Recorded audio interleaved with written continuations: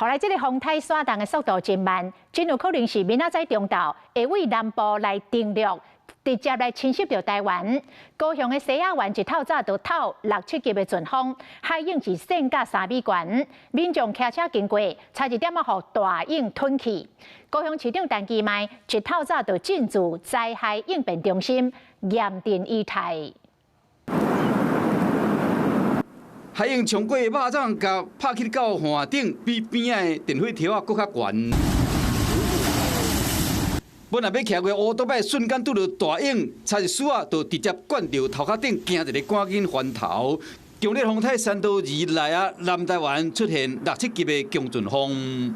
西子湾这里现在正逢满潮，因此呢，在浪边出现了一个3米高的一个巨浪，不少民众一早就跑来这里头观浪。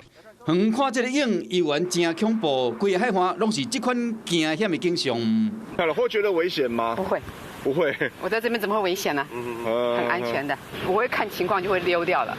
因为袂少乡亲伊愿意去海边啊看海涌，真正要注意安全。海巡人员嘛伫边仔巡逻，注意状况。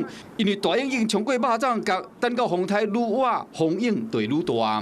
那我也下令这个我们警察局的同仁，好，假如这种不必要的，包括在海边垂钓啦，或不必要的这些行为，立刻驱离。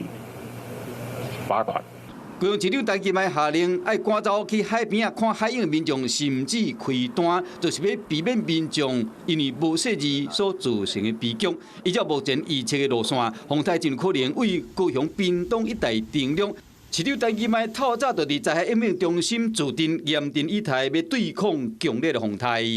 Hello， 我是林仙怡。想要抢先掌握最及时的新闻资讯吗？赶快订阅、按赞、开启小铃铛，锁定华视新闻 YouTube 频道。